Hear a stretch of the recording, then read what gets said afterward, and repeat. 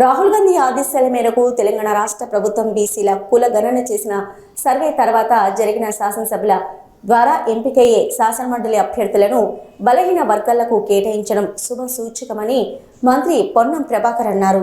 5 స్థానాలు కూడా పూర్తిగా ఎస్సీ ఎస్టీ బీసీకి ఇవ్వడం సంతోషదాయక విషయమని అన్నారు. ఇదే ఉత్సాహాన్ని ప్రోత్సాహాన్ని తీసుకుని రాబోయే కాలంలో 42% రిజర్వేషన్లతో పాటు అందరూ ఐక్యంగా ఉండి సామాజిక ఆర్థిక రాజకీయ అంశాల్లో ఎదగాలని కోరారు.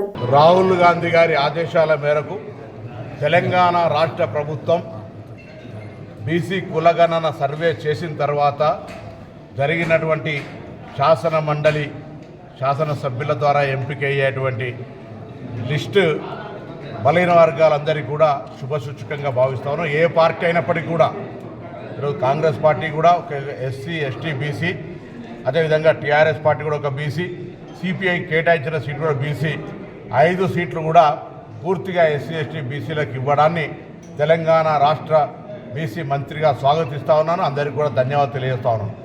ఇదే ఉత్సాహాన్ని ఇదే ప్రోత్సాహాన్ని తీసుకొని రాబోయే కాలంలో 42% రిజర్వేషన్తో పాటుగా అందరూ ఐక్యంగా ఉండి సామాజిక రాజకీయ ఆర్థిక అంశాల లోపల ఎదగాలని సందర్భంగా కోరుతాను.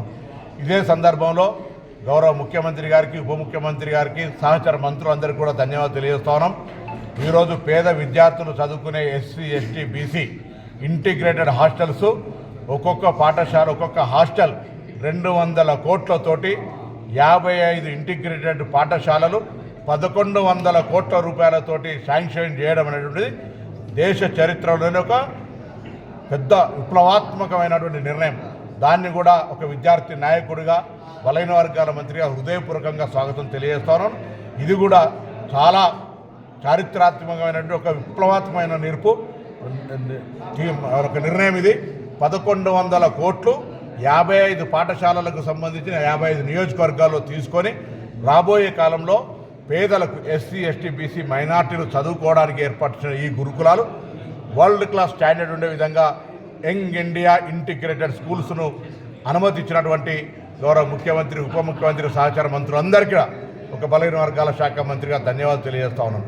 ఈ 2 అంశాలు ఉపయోగించుకొని బలహీన వర్గాలు అటు ఎంఎస్ఎంఈ పరిశ్రమలు ఏర్పాటు చేసే అంశానికి సంబంధించి కావచ్చు, లేదా బీసీ సప్లాన్ కావచ్చు, భవిష్యత్తులో బీసీలకు సంబంధించి రాజకీయాలకు అతీతంగా అందరూ ఈ యొక్క అంశాన్ని ఎదగడానికి ఉపయోగించుకోవాలని అందరికీ హృదయపూర్వకంగా విజ్ఞప్తి చేస్తూ ఎంపిక అయినటువంటి 5 శాసన మండలి ఎస్సీ ఎస్టీ బీసీ వర్గాలకు సంబంధించిన వారందరికీ హృదయపూర్వకంగా అభినందనలు. అన్ని పార్టీల నాయకత్వానికి ఈ ఎంపిక బలహీన వర్గాలకు ప్రాధాన్యత ఇచ్చినందుకు ధన్యవాదాలు. ముఖ్యంగా కాంగ్రెస్ పార్టీ మరొకసారి కట్టుబడి ఉంది ఎస్సీ ఎస్టీ బీసీలకు.